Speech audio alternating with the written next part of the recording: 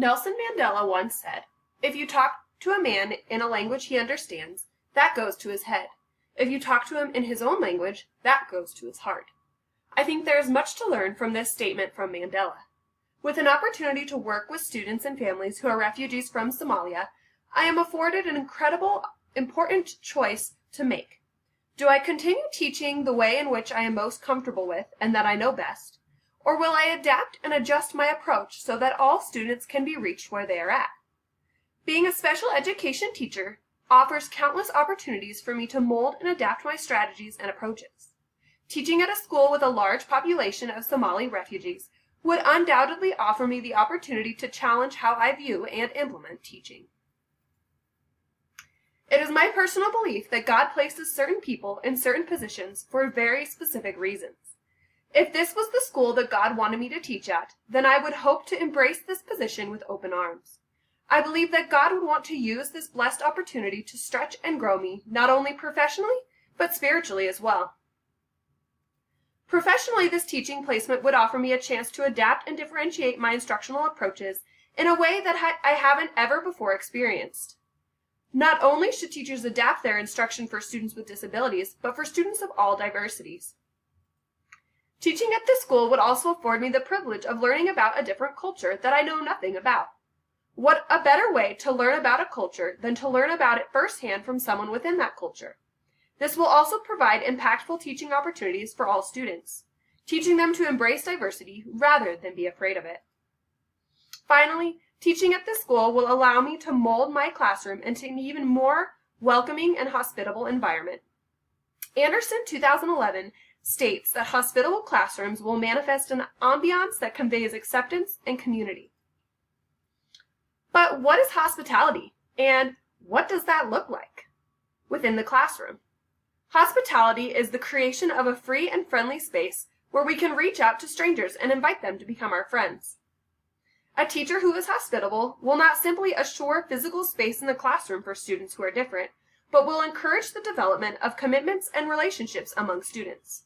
However, as Paul states, hospitality must not be viewed simply as a means to an end, but as a way of life infused by the gospel. This leads me to how I believe that the Lord will use this teaching opportunity to stretch me spiritually. The Lord placed me in this teaching opportunity so that I might live out the gospel. In many of Jesus' parables, he speaks to the importance of hospitality. In Matthew chapter 25, verses 31 through 46, Jesus tells the parable of the sheep and the goats and talks about doing for the least of these.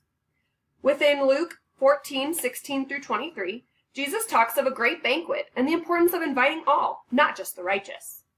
Finally, in Luke 25 through 37, Jesus tells the parable of the Good Samaritan. Poll 2003 mentions that these passages shape that which is distinctive of Christian hospitality, the possibility that in welcoming the least, we may actually be welcoming Jesus, and an orientation towards those who have little to offer by means of reciprocity. In placing me at this school, God has not only provided a blessed opportunity to live out the gospel, but to also extend the same unconditional grace and mercy that I am shown by him on a daily basis. Within this incredible teaching and growing opportunity, there are obvious challenges that will permeate the environment. Not only will there be language and cultural barriers, but I also believe there may be trust barriers as well. The language barrier speaks for itself.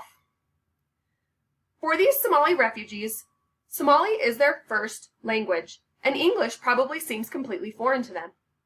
Beyond the surface of the language barrier lies the embedded cultural barrier. These students not only speak a different language than I, but they also may dress differently should they choose to wear their traditional clothing. There also may be specific significance to different items of clothing that they wear. They may observe different holidays as well as traditions that have been passed down from generation to generation in their family. They may also bring some of their traditional cuisine for their lunches. This may not look like the traditional lunches that I typically see students bring in America. Finally, there are bound to be trust barriers. These students have experienced life in a way that I could never imagine or fathom, and seem to be incredibly impacted by their pasts. There may be deeply rooted issues of trust in adults, or more specifically, authority figures. So how do I address these ever-present and ever-real challenges? One very practical way to break down the barrier of language is to provide a multilingual liaison, interpreter, or translator. Oftentimes, these specialists can be incredibly expensive to have on staff, and not all schools may have the funds to hire them. In these cases, schools can reach out to the community. Since this school has a large number of Somali refugees, there may be a chance that the schools could locate someone in the community who could act as a translator. How do we tackle the cultural barrier? We need to be asking the right questions and taking the time to get to know our students and their families. The ERIC development team emphasizes that an important way that teachers can show love to students and their families is by showing an interest in their lives outside of school. Students want their teachers to discover what their lives are like outside of school, and this enables teachers to increase the relevance of lessons and make examples more meaningful. We need to intentionally show interest in our students' lives outside of school so that we can gain a fuller understanding of who they are as a whole person. Francis, Haynes, and Nagro talk about the importance of not only asking questions, but asking them in such a way that is culturally sensitive while still providing us with the answers we seek. For example, if you want to learn about pertinent family experiences that may be affecting a student's ability to learn and perform academically, you do not want to ask if that child has experienced any violence.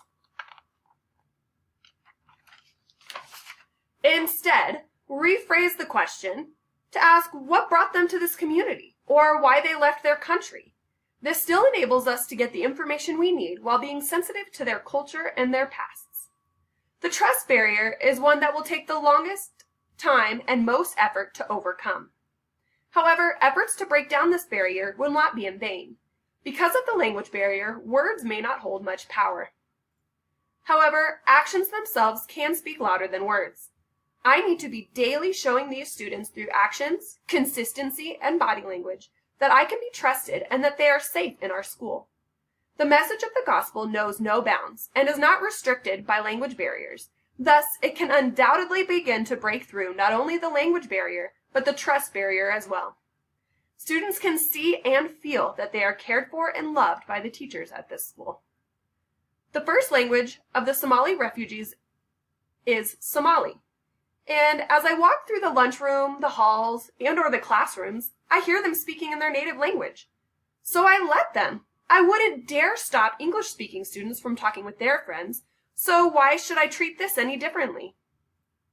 This creates a beautiful opportunity to embrace the diversity that is within the student body. As these students are learning English, I may encourage them to try to use some of the English they are learning so they can begin to connect with other students. On the other hand, I may also encourage English-speaking students to take an interest in learning Somali and learning about the Somali culture.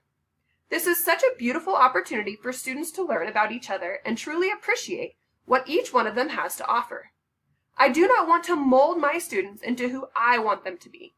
Rather, I want to encourage them to be who they were made to be and step side by side with them the whole way.